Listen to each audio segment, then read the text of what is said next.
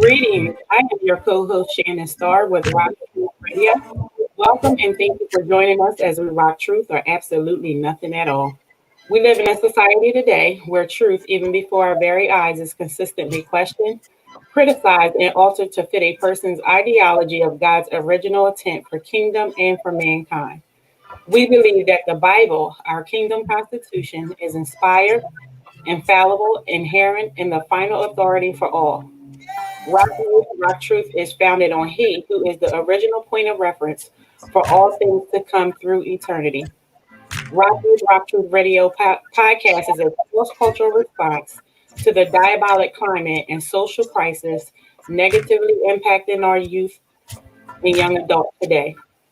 Rock Truth is designed to serve the internal needs of our lost youth while feeding the spiritual needs they didn't know they had, needs that impact, affect, and infect the outcome of their future selves. The podcast seeks to build, apprehend, and maintain the gifts, purposes, and relevance of their kingdom existence in their environments, surrounding communities in the world through execution of their craft. We are here to inspire and enlighten and highlight our upcoming and established local young kings and queens of character while promoting Black consciousness and awareness of not just who they are, but to whom they belong. It is absolutely a cross-country kingdom renaissance. Hello, fellow rock truthers. How are y'all today? Hi. Hey, how are y'all? Good. Y'all are glowing as usual. Thank you, ma'am. It is such a lovely day. It is an amazing day, Yes, guys. it is. Absolutely, absolutely, It's absolutely. really snowy. Like it's really, really snowy where I am. Yes, I'm over it. Yeah, I'm I'm over sick it. of it. I'm sick of it. Okay, I'm sick of it. Yeah. I'm over it.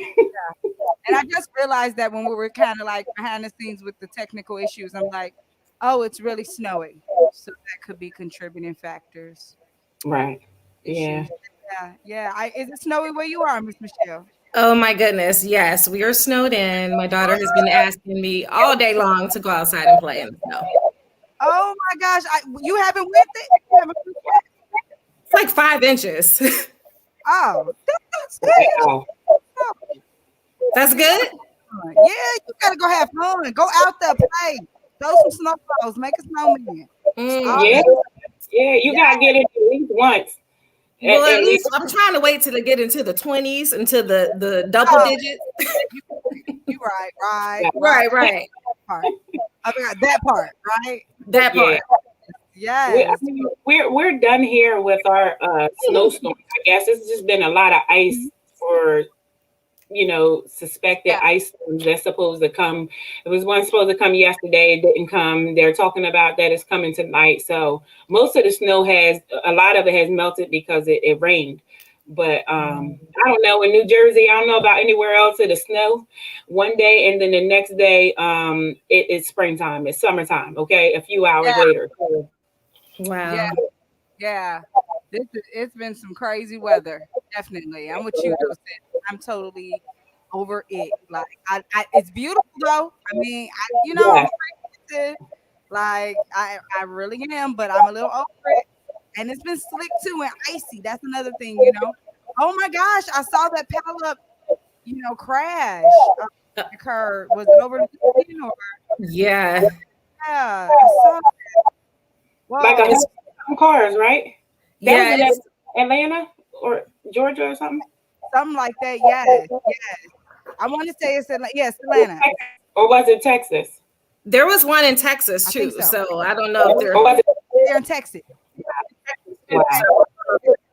It's the one in Wow. Texas. They're in Texas. yeah. Yeah, that looks very, very We sad. don't have enough trucks. I've never seen a snow truck here, so I don't know if they have them or what. I've never seen one. They're trapping, you know. What? Down south usually doesn't have a lot of snow trucks and stuff like that. Yeah. They need to invest though, because the weather is shifting, the climate is shifting everywhere. Right. Miss Selena, we can't hear you, Selena. We can't hear you.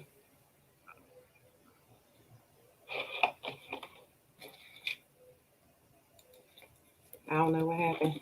Let me see if she... Oh, okay. So she's coming. Okay. Yeah. So, oh, we still can't hear you.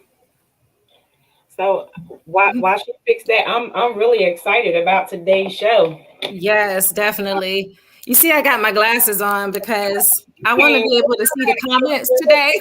Because I swear I'd be struggling. You came already. That's for sure. I was ready. And that's all good. That's all good. Yeah, so we can't even get into personas of faith until Selena gets that together. But anyway, how was your weekend? How was your love weekend? Oh, wow. Relaxation and more relaxation. That's about all I can say. Yeah. That's it. It was, I mean, I enjoyed it. Oh, somebody said 133 car pileup. Yeah. I don't know who that is. It's a Facebook user. 133? Oh, wow. That was in Texas. I think the 100 I didn't know it was that many cars. Yeah. Oh, Jesus. One of my Facebook friends posted about it. She was saying how she had left the house a little bit later. Jesus. Oh, my goodness. Okay. We're going to go ahead and we're going to try to play our clip now. All right.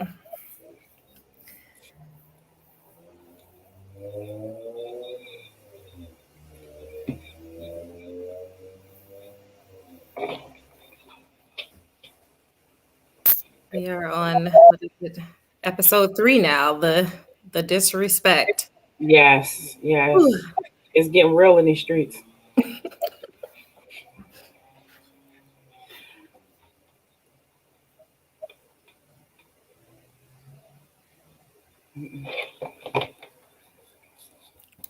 They would tell you the same thing.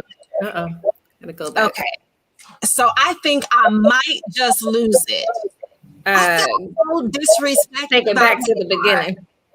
This was such a bad idea. I knew. Tell you the same now.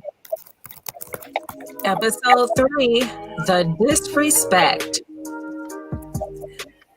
Now, I guarantee you, if you were to ask any woman, they would tell you the same thing. Okay, so I think I might just lose it. I feel so disrespected by Hagar. This was such a bad idea. I knew it. Ever since she learned that she was pregnant, she just walks around here so proud. And I can't put my finger on it, but I just know there's something different about her. She's been acting real funny towards me, and I don't like it. The tone in her voice when she speaks to me, the tone in her voice when she speaks to my man, and let's not talk about the way she looks at me. And the nerve she has. She runs and tells Abram anytime she's feeling nervous or any ounce of discomfort, and she just expects for him to wait on her hand and foot. Oh, and I'm just waiting on the day she will ask him to massage her feet. Now, here I'm thinking we would bond, and I would be there for her every step of the way, and she's completely excluding me. I tried bringing it to him, and he just brushes it off. One night we got into a heated argument, and we never argue. So you don't see how she's been treating me. How she looks at me. How dare she walks around here like she's better than me. May the wrong done to me be done on you. I placed my servant in your arms, and now she despises me. Why did you say yes? How could you agree to this, Abram? Look, Sarai, you gonna keep nagging me about this?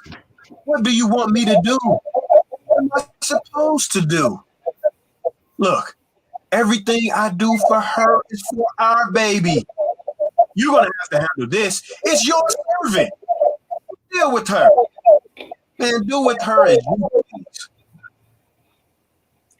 So I did just that. So I'm not gonna lie. I knew exactly what I was doing. I just couldn't take it any longer. She thinks she's gonna walk around here like she's number one and some sort of side chick. I am sick of her. From that point on, I admit I was rude to her. It was getting to the point where I couldn't even be cordial with this girl.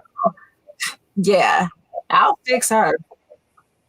Thanks for listening. Don't forget to follow me on Spotify and tune in to the next episode and meet the baby mama.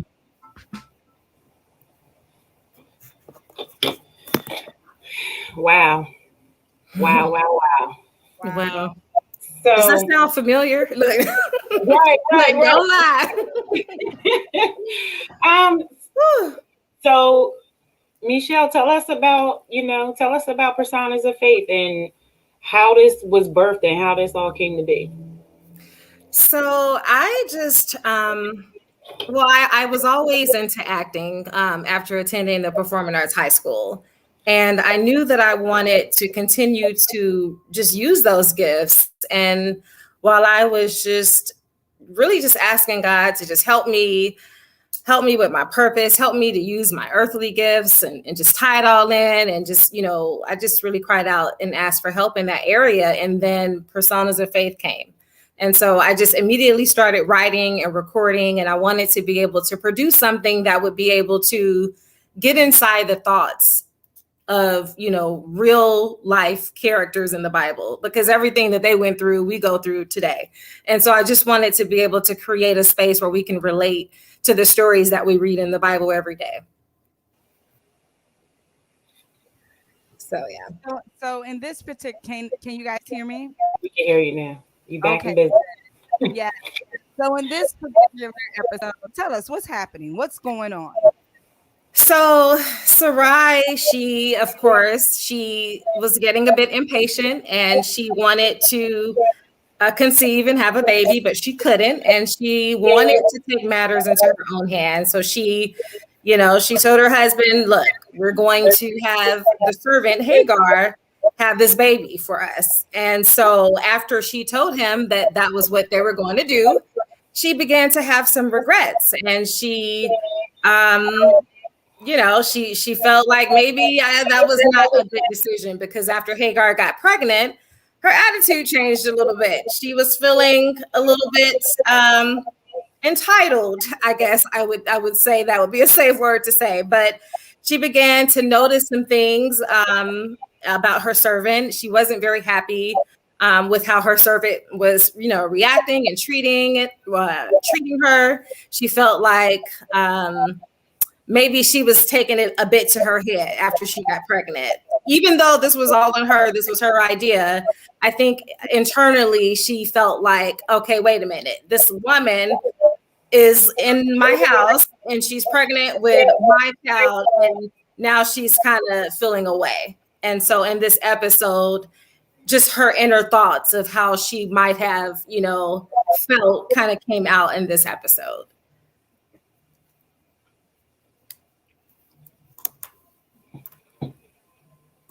Okay.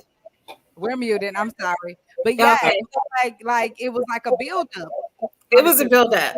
Come out like all of everything she was feeling and was trying to pretend to hold in, And again, like you were asking, like doesn't this sound familiar? It a lot familiar. Like this is how we rationale, you know, the things that we do when we decide to plan against God, when we decide to make decisions against God, and all of these extra emotions that you gotta get over that you put in the way. You know what I'm saying? And we Yeah. talk like hurdles and obstacles and stuff, but this is stuff that we add to what's already promised. Right. So Yeah, I mean, I think that there was a reason why it was specifically in the scripture that she felt a certain way. It said that that she mistreated her, and I really think that that's a way that we can look at ourselves and how we would handle that situation. yeah, Because she did, and then the way Abram responded, it was like, well, this is your servant. He just right, wanted to say, hey, you do with it, you deal with it, right. and so because they didn't have that conversation. It was just like, this is what you're gonna do, this is what we're gonna do, and that was it. And so now this is the aftermath. Mm-hmm. Yes. And when we look at it from the crisis intervention standpoint, we have been saying on the previous shows that now these three adults that made, these adult decisions, and now the child has to pay for, has to be birthed into these unfair, harsh, and extreme conditions. So the environment before the child even gets there, naturally and spiritually, is being set up for failure. Yeah. So, a lot of times, we can look at this story and we can just, think about or focus on the women or focus on Sarai. But since this is our youth show, let's have the discussion about how this child, not just this child, but there's another child that's going to be born, the unfair conditions, the setup that's going to, the brothers aren't even going to have a chance to be brothers. The family is going to be separated, and this child is going to experience trauma that he should have never had to experience, all because three adults decided to make a decision that it was really, really selfish. And just to piggyback off of what you all are saying about, Abram, he's just like, it's your servant, deal with it. Right. Here she is, and Sarah is in her mind, and she's like, going crazy now, and he ain't even worried about the girl. He ain't even worried about the servant. He's just like, well, that's your servant. Like, he did what he did, and it means nothing to me. I did it because you told me to. Right. Yeah, you're still harking over this, so you deal with it. Now you're left to literally deal with your own self. Yeah. You know what I mean? That's it. It is. You deal with that because this is what you created. So Absolutely. yeah. And that's exactly what needed to happen. Like the recognition of like, this is you, and everything that you're bringing to the table at this point, it's like internalized within you, and you're trying to project that off onto another party. And Right. Yeah. there are individuals that are going to be affected and infected, all because of all of this, Right. Right.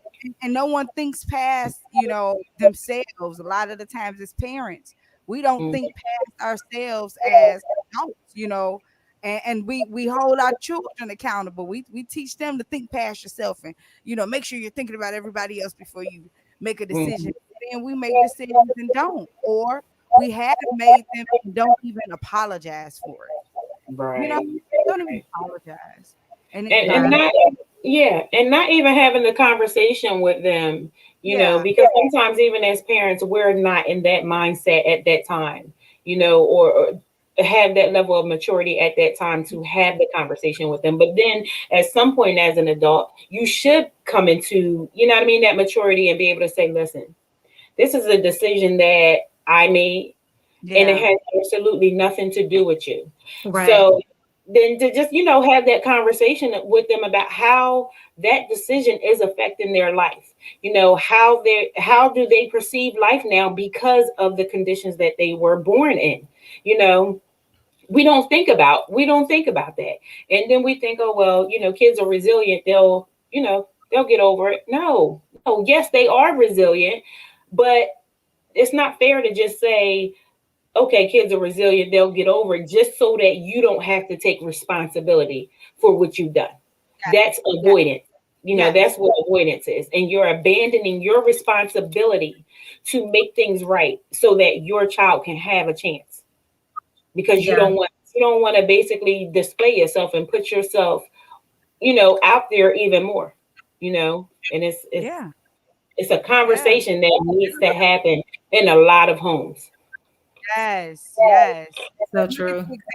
the example that's being set for our children. If you're not going to take accountability for your actions, then how do you Right. expect them? And then if you're not taking accountability, this is what he's talking about again when he says don't suffer your children to anger. He ain't talking Mhm. about beating on them or, making them upset. He's talking about you telling them to do something that you're not doing yourself. He's talking Right. about the Wow.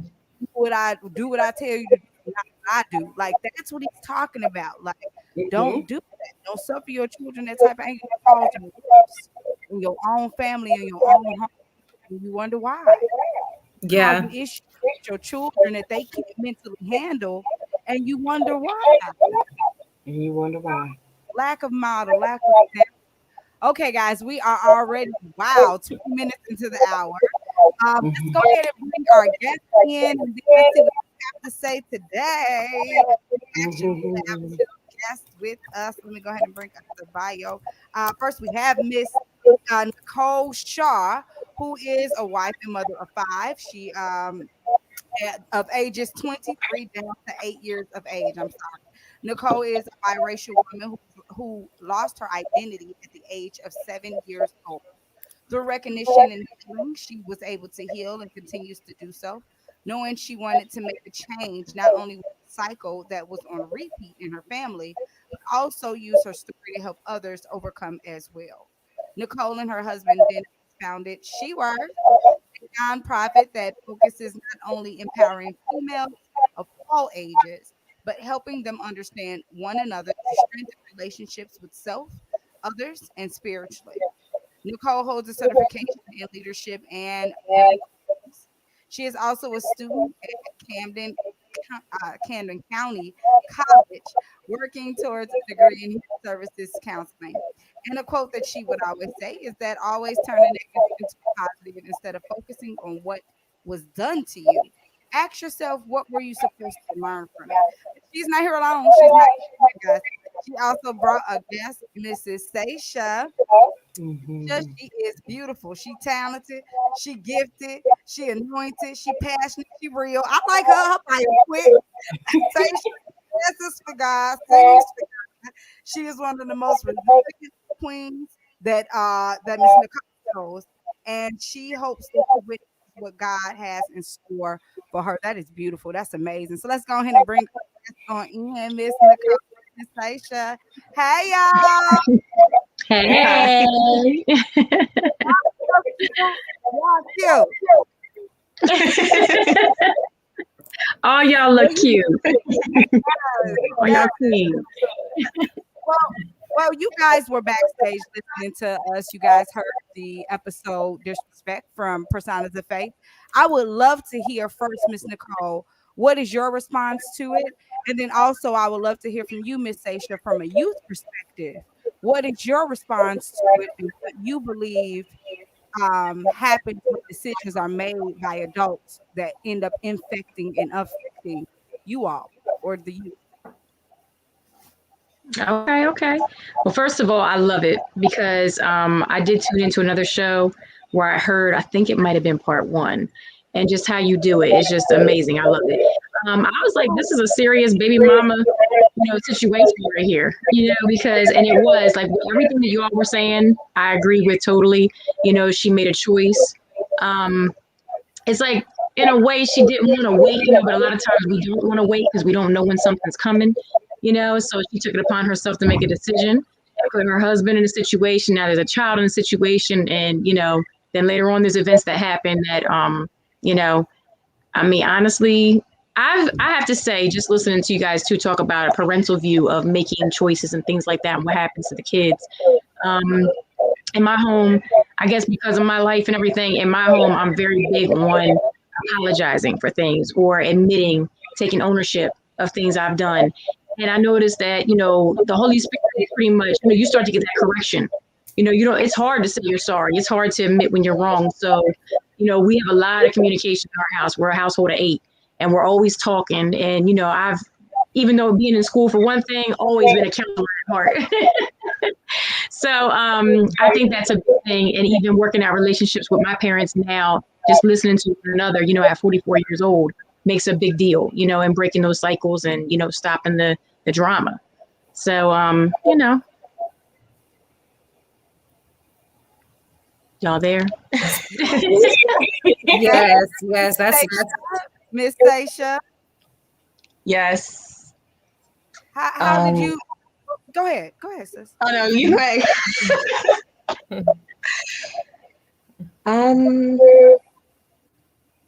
You want to ask you the question again? Yes. Can you repeat the question? Okay.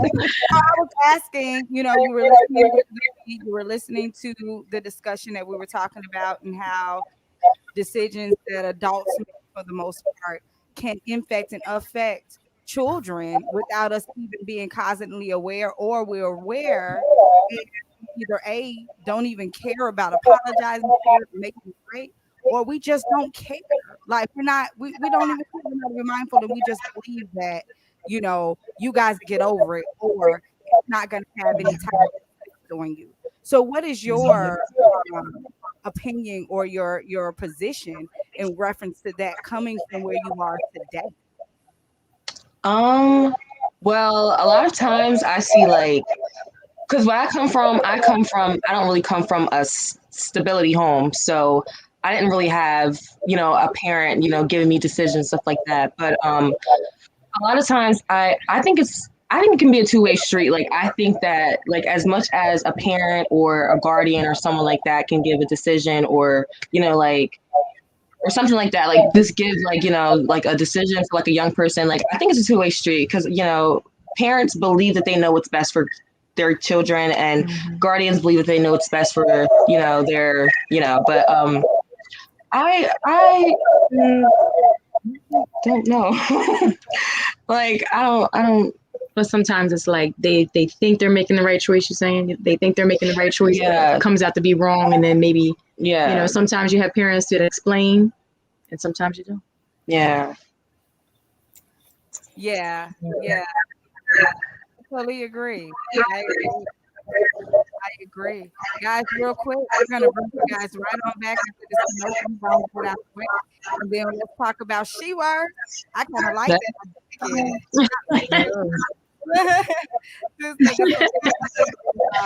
Our commercial break.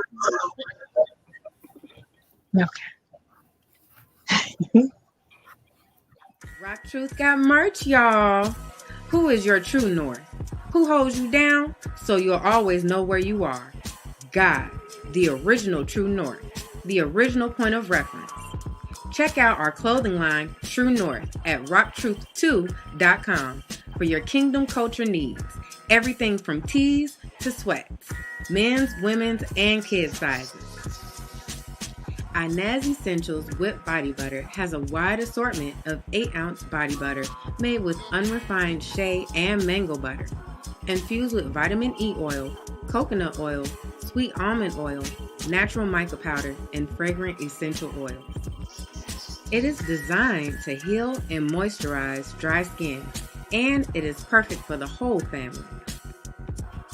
Our whipped shea butter is handcrafted with a blend of natural and organic ingredients. The unicorn body butter can be customized to the scent of your choice. If a scent is not chosen, no scent will be added. Have you been searching for a custom home decor and crafts? Check out Delicious Designs. For more information, simply search Della Williamson on Facebook. Are you in need of advertisement or marketing tools? Branded in his image prints, logos, flyers. Contact us today RockTruth Prints is ready to serve your printing and designing needs. We offer a full array of marketing tools, logos, flyers, business cards, video ads, and website designs. If you need our services for prints, we got you there too. Contact us at rocktruthradio@gmail.com for more information. All right. RockTruth got merch, y'all. Can y'all hear me? Mm-hmm. Yes. Yep, we hear you. Hear you. All right. Listen, we just want to thank, Nicole and Saysha for coming on and giving us this interview, and for certainly, investing in your time and us so that we can, love on you two. And Miss Saysha, absolutely beautiful job. You are glowing, honey. You are really, really glowing, and you are meant for the spotlight. I just want to tell you that. You are meant for the spotlight. So, Miss Nicole, tell us a little bit about SheWorth. I do have a question for you. Okay, so my question is, as a young girl, did you ever see yourself doing what you do now? And what inspired you to become a mentor? SheWorth. Okay. Well, no, I did not is the answer. I did not see me working, especially when I was young and married and having kids. I'm going to be honest, I didn't want to be bothered with anybody else's children because I felt like I had too much going on, As far as where you want me to go next, what got me there? You can, however you want to answer the question, like what kind of gave you that inspiration? Where did that come from? The inspiration came from my lost identity at 7. So my father's Black, my mother's white. And when they divorced, my mom was disowned, my mom and my aunt, for marrying Black men. So when the divorce happened, we went to live with my grandmother. And my grandmother thought it was best if everybody didn't know my dad was Black because I looked the way I look and I passed for white. So even though it was something my mom really didn't like, that's, it's just the way things went, I'm going to keep it short. So for me, that instilled in me at the age of 7 that something was wrong with me. So that just led down a road of wanting acceptance, wanting love, at the beginning of it, I don't know who to play with, because automatically, even though I didn't know the definition of acceptance, that's what I was seeking. And then that put a lot of questions in my head because I didn't even know, my mom was who she was and my dad was who he was. So I never questioned anything. I didn't know anything about race or ethnicity at the time. So as the years go on, those sort of things, wanting love and acceptance, lead you down roads where you're just, I don't know, in every relationship I was in, really, I feel like, except for some of my friends, my girlfriends or whatever, felt inferior to people. I felt less than, and after going through those years, that was from 7 to the age of 16. I ended up coming up here and living with my dad.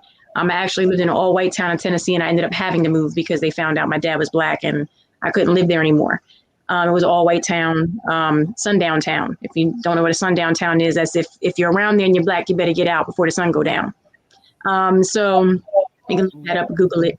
But I didn't know anything about that at that time.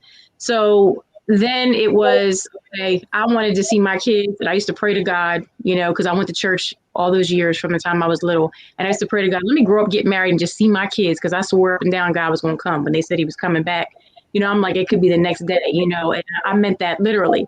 So, of course, I graduated high school in 94. I got married in 96 and started children. So I had 3 little girls, but all along in my marriage, and this is nothing to say bad about my ex. There's not talking about faults or anything like that, but I did not truly even know myself. And I don't think that even, I got into a marriage without even really expressing, my issues that I had, and didn't even know I had an identity issue. So I really say at 28 is when I was introduced to myself. And that is when I really started to know about my worth and who I was, when I chose to go to counseling for myself at church. And when they told me I was fearfully and wonderfully made, it hit me like a brick. And that was the beginning of my change, So, and then I met my husband, and it's just like all of a sudden one day I realized I was walking in. I used to live in Hollybush in Glassboro. And I saw some girls outside fighting like grown women. I mean, blows, cussing each other out. And I just grabbed them and said, what are you doing? And I'm like, do you know who you are? What made me say that? I have no idea. But I remember it like it was yesterday. And I walked in and told them about this stuff, how pretty they were. They shouldn't be doing it. You know, and I said, when I told my husband, I said, you know, I know what's wrong with us. And he said, what? He said, we don't know our power. I said, we don't know our power. I said, we don't know and realize how powerful and strong we are. I said, we give ourselves to you here, here, and there. We're the ones that get to say yes if you ask us to marry you. I said, but we're not being raised like that. And that was literally 12 years ago. So numbers are important to me spiritually. And I looked at the road that I was on. There was something I wanted to start there. They approved it. It was 4 girls. And it would have been in the Neighborhood Network Center. So I know you know. And where that is. And my girls would have been involved. They were so little at the time and everything, but I got pregnant. And I had a lot of issues and I couldn't take that on, the commitment. But what that was a seed. And so that seed being planted, I had to do some things. There's a lot of healing and things that I visited. I was not ready for that. But the seed that was planted in me, that God put in me to start that was what path I was on. And now here we are later and she worth is 4 years old. So that's what started it all. Wow. I mean, that's pretty heavy for you, you know, I mean, you could have jumped in the middle of that fight to break it up, but you could have scolded them in a negative manner. But you came to them in a way that made them think about themselves. And I'm pretty sure, I don't know if you still are in contact with them at this point, but I'm pretty sure that's something that they still think about till this day. Mm-hmm. And I don't know where they are, and I hope that it is, but I have to say that is one thing I always try to instill in these girls. And I know it looks weird sometimes to girls coming to me because I look the way I look, but I'm always on every female, no matter what your race is, yes. But when it comes down to young girls, Black girls, African American girls, you know, there's a difference. And even if we may not look exactly the same, I can feel it from my past. And I just know that's what was supposed to happen, you know, in order for me to be the person that I am today, you know, to want to do that. You know what I mean? And it's just you know, I'm going to leave it there. Michelle, do you have anything? Do you have anything? Wow, no, that's just really powerful. You brought up identity. That's what I pulled out of it. Is just sometimes people find out later in life, you know, who they are, and some at a very young age. Everybody's, you know, journey is very different, and so I know that I have someone that is very close to me who's biracial, and her story is very similar to yours, and I can definitely relate and understand like what you went through just from things that you share with me. So it's just really powerful. Mm-hmm. Absolutely. Miss Nicole, can you tell us where you're from and where your organization is located? Mm-hmm. We're in Clayton, and ever since I started, it actually started in my living room, and that's where we've been right before COVID, you know, shut the all down temporarily. I was just starting to really come out of my living room and get more involved in my community and the school district and things like that. So, you know, but right now that's where I'm from. I live in Clayton, originally Glassboro, and, you know, so I was already familiar with Clayton, but we've been here now for 10 years. And, you know, so right now it's like community, you know, that's where my heart is at. Like I would like to, you know, get involved with the school, like keep staying involved with the school district because this is where my kids were. But then, you know, I also go out and speak, and do different things. I've been to a few schools to speak, and a lot during Black History Month. But, you know, the story's not just race, though. The story is, it's not just about my ethnicity. It's really about the way that the enemy tries to take your identity. So he'll do it in whatever way he does it to you. So the circumstances may not be the same, but the end result is, which is just like what I used to say, a dead woman walking. You know what I mean? That's how it was. You know, it's like imprisoned in your mind. You know what I'm saying? So you seek out different things you don't realize, and you're in relationships that are rough. It's rough with the family. right? Family stuff going on, cycles, all that is just trying to keep you around. So that's what I want the girls to know is who you are. Know who you are, but also know who you are in him. You know, and you know, you got to. Right. So I'm familiar with you, of course. So I know that you're from Clayton, but which state are you from? Wait, were you asking me the question? Was it me?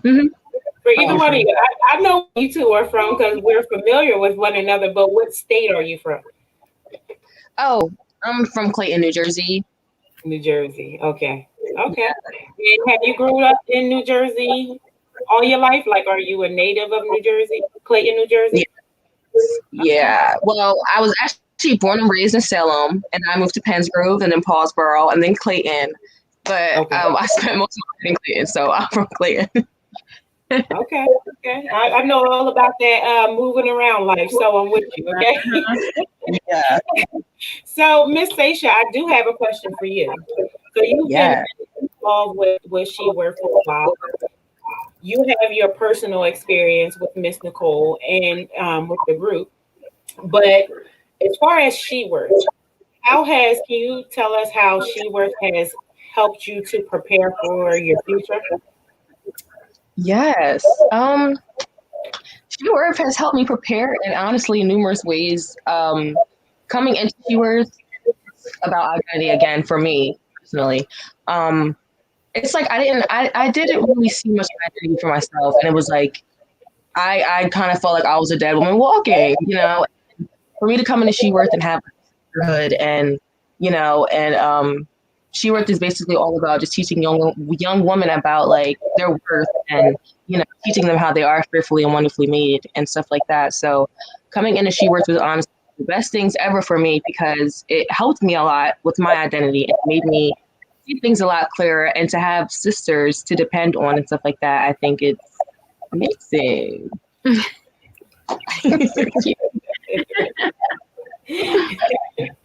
Beautiful. So would you say, have you ever experienced like backlash, or have you ever experienced like your peers, I guess like talking in a negative manner about you being involved with, you know, mentorship group, or how has that gone for you?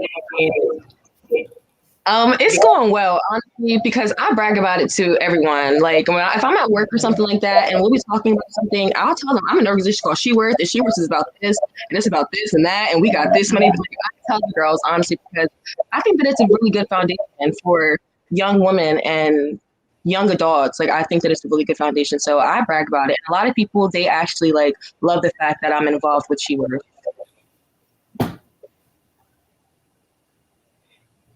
Yeah, I think it's a really dope setup. I'm personally kind of involved a little here and there, but this isn't about me. But I will say what I have experienced from She Worth has been absolutely phenomenal. My own daughter, my oldest daughter, Zanaya, is also a mentee of Miss Nicole.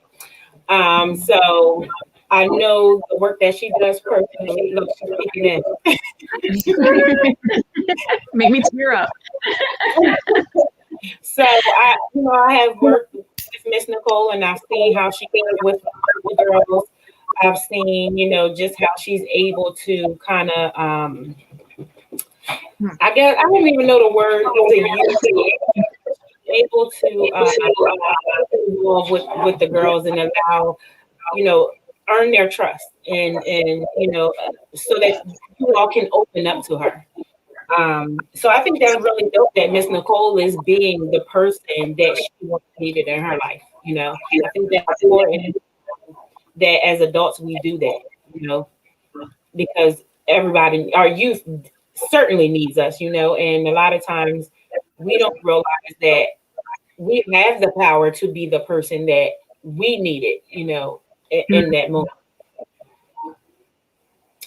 So, you mind if I say something? Yeah, go ahead. Okay. That's the one thing, they always say, be the change you want to see in the world. And that was very big for me. I have had some backlash myself. There's always a lot when you're trying to do good, you know, there's always enemies always trying to send something against you, and it makes you question things, makes you say things. But there's no doubt in my mind, one of the main reasons for this too is for mothers and daughters. You know, everyone has different lifestyles. You know, and growing up as a kid, I paid attention to relationships, any relationship. You know, siblings, parents, their friends and their parents, you know, whatever it was, you know, whether it was opposite sex, whatever, you know what I'm saying? But at the end of the day, it's very important that we get back, mothers and daughters get close and back together. You know what I mean? And sometimes a daughter and a mother are bumping heads so bad because they don't understand one another. And sometimes the daughter doesn't understand the mother, and the mother is dealing with things that maybe the little girl in her had something happen that didn't get worked out. And I praise God every day for showing me mine, but I'm never there to try to replace them up. I really want them to come together. Like I would rather see more women come around praying to God to bring me more women, Shannon, like you, who are willing to just give a little bit of time, or even if it's just for them and their daughter, or if you don't have a daughter, you know, you want to be, you know, we have big sister, big brother. You know, I don't understand why we can't have even grandmothers, moms, you know, just women coming together to be there for their community. And that's what it's really all about. You know, it's not about pointing fingers. And I tell girls, a girl tell me about their parent, where they're coming from, because I've been there. But one thing I say is don't hate your mother. You know, your mom might be, did you think about this? Did you think about that? You know, the whole thing with them sharing with me, I mean, I'd be in the store and somebody telling me their whole life story. You know, I guess that's just, some people tell me that's God. Right. You got to get it out. You just got to get it out. Exactly.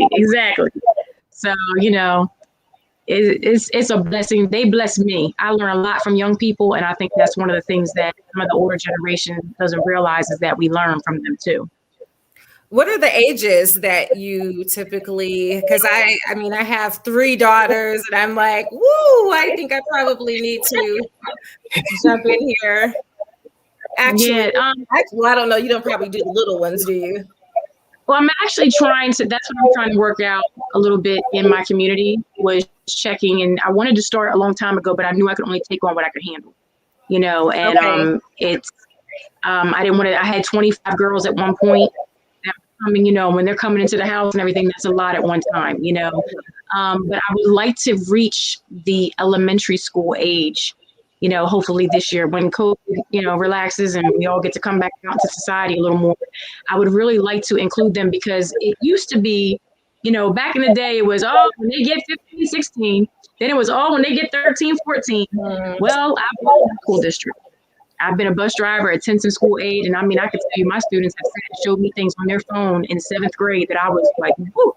I've seen cameras, you know, on school buses where children in pre-K, 1st grade, 2nd grade, are being taken off the bus because of activity that is totally inappropriate. So there's a lot happening in elementary schools right now that you think doesn't happen until later on right now.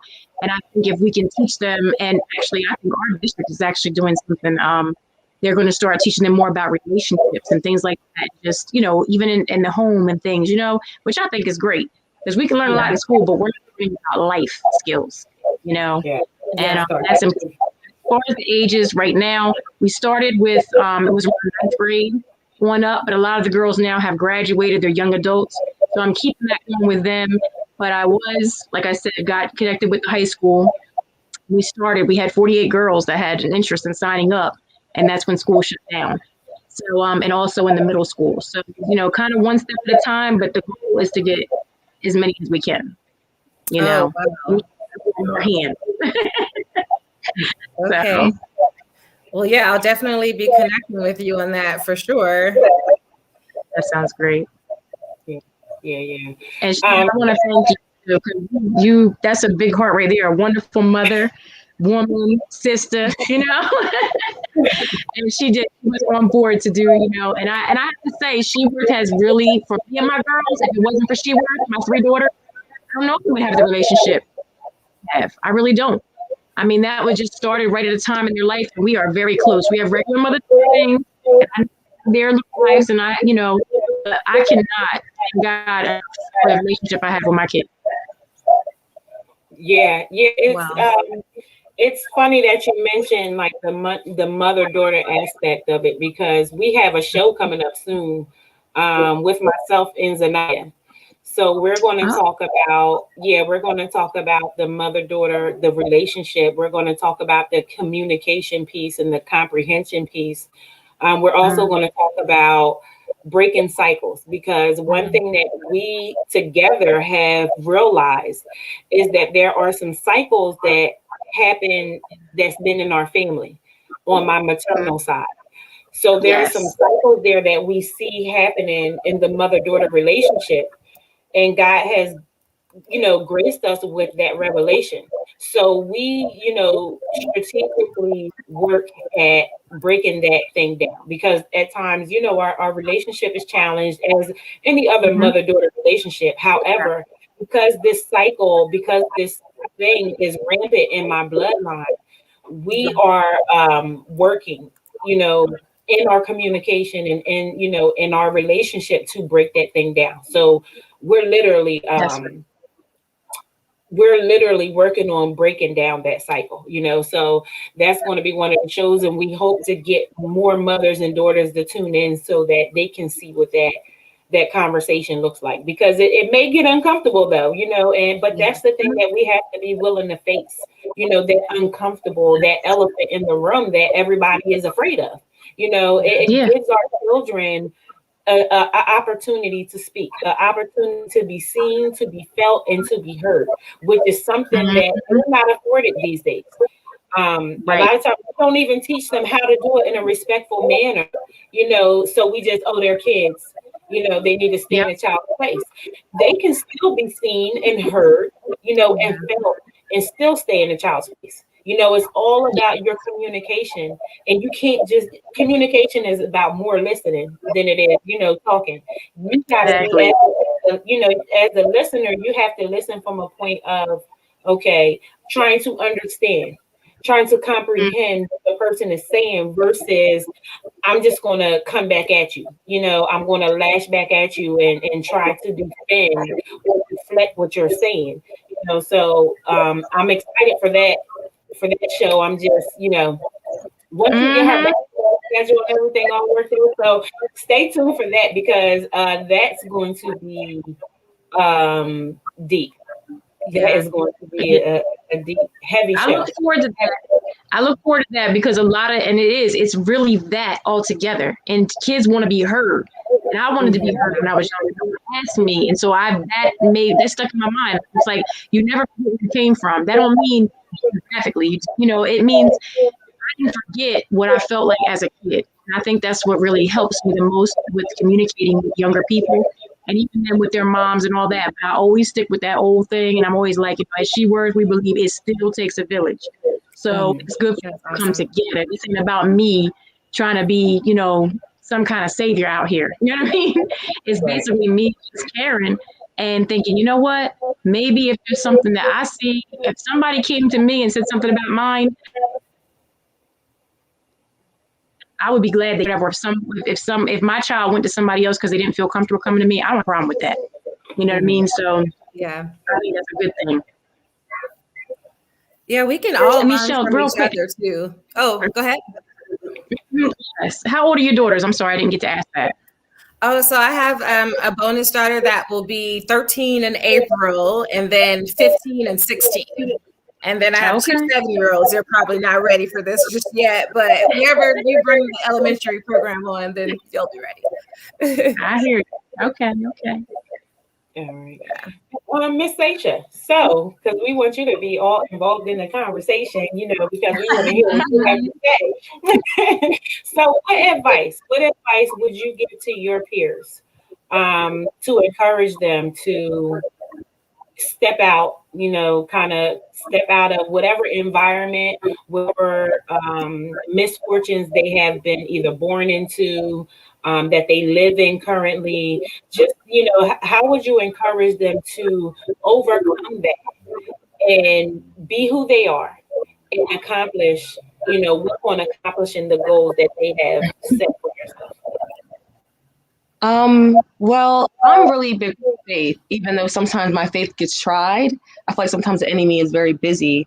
But I would tell them like, you're like worth it. And honestly, like, I believe everyone has a story, you know, like I always believe that there's a light at the end of the tunnel. And I know sometimes it's very hard to see that light, you know, but I believe that every struggle and every situation, I believe that there's something good that will come out of it. So I would honestly just tell them to just keep going and don't give up and just look at the brighter side of things, you know, because it's like for me, sometimes I have to remind myself that like I am what I set in the atmosphere. And I read this book called I Am by Joel Osteen, and it was like, you are what you say you are. So if I wake up every morning and if I say I am beautiful, then I declare that I am beautiful. Or if it's like, I'm going to have a good day, I'm going to have a good day because that's what that atmosphere, you know? So like, it's like manifestation. Like you have to manifest that into the atmosphere. So I would tell them to just keep going and just don't give up and just know that God is with you at all times. Mm-hmm. Wow. Where can we purchase your apparel? We love to get geared up with this. I love this. And you know, people always ask this to me, and I'm just like, it's been such a shutdown for me, literally. But I have some new designs and everything. The logo will stay the same. I have new designs and things that I'm about to bring out. And I was going to do it a while back, but I'm going to do like a pre-order situation. So I will put that out. I'll let you ladies know. That's actually coming soon. And that's something we need to do. Definitely. Nice. Okay, so Miss Nicole, can you tell us again, can you tell our viewers and our subscribers how they can find you, where they can find your website, your social media, and also how they can order your apparel? Okay. Well, you can send me an email if you're interested in, you know, apparel or anything like that. You can get on the website, which is sheworth.net. So it's just like the shirt, sheworth.net. And there's a spot there to email and everything. And you will see there is a Cash App on there as well. And the Cash App is Arima by Nicole C. That is actually my personal business. That's the crown on the side of the hood there that you see right with the camera. It's the R&R Realize Your Royalty. So and that's like another, you know, side of what I do or whatever. So we're on Facebook, Instagram. It's sheworth_, I believe, on Instagram. And I'm gonna have to put that stuff out there because, you know, I did not write that down today. We'll find you. We'll find you. It's okay. That's okay. And if you need to message me on Facebook, it's under Nicole Shaw. And Instagram is One Imperfect Soul. That's my little personal. Okay.